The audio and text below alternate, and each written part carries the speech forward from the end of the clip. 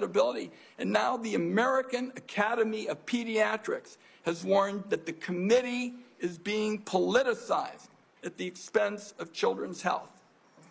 American Academy of Pediatrics, you think they're lying too? I think the American Academy of Pediatrics is gravely conflicted. They get their biggest contributors are the 4 largest vaccine makers. They run a journal, Pediatrics, which they make a lot of money on, that is completely dependent on pharmaceutical companies. So I wouldn't put a big stake in what they say that benefits pharmaceutical interests.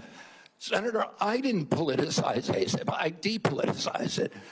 The Congress has been investigating ACIP. All over the country, Mr. Secretary, scientists and doctors are saying otherwise. They're all wrong too. They're all lying, according to you. The scientists and doctors are supporting me all over the country. There is division on opinion. I don't get letters from thousands of people who are not political saying that this set of changes is going to damage American healthcare, and particularly these healthcare agencies, for decades to come. I don't get any letters from people saying, hey, this is going to make a big difference forever.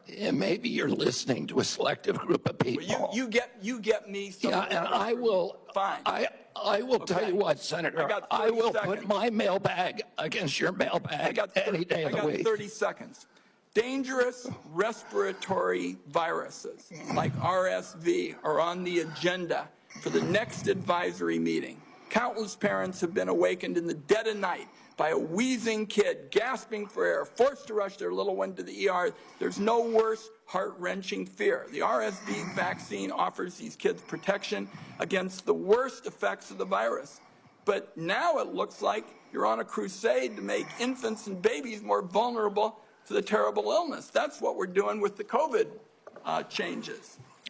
And please make your answer brief, Mr. Secretary. I've said the position is indefensible. I think it's possible. Congress has been investigating that committee for 23 years because it is pervaded with conflicts of interest. What we did is we got rid of the conflicts of interest. We depoliticized it and put great scientists on it from a very diverse group. Let me close with very pro-vaccine. Let me close with this, because like Senator Crapo, I'm a few seconds over. I don't think, Mr. Secretary, this is about you and me. This is about kids being pushed in harm's way by reckless and repeated decisions to get scientists and doctors out of the way and allow conspiracy theories to dictate this country's health policy. I don't see any evidence that you have any regrets about anything you've done or plans to change it. And my last comment is, I hope that you will tell the American people how many preventable child deaths are an acceptable sacrifice for enacting an agenda that I think is fundamentally cruel and defies common sense. Thank you, Mr. Chairman. Do I get a reply? Or,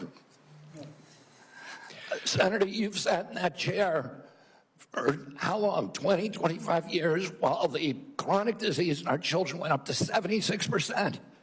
And you said nothing. You never asked the question why it's happening. Why is this happening?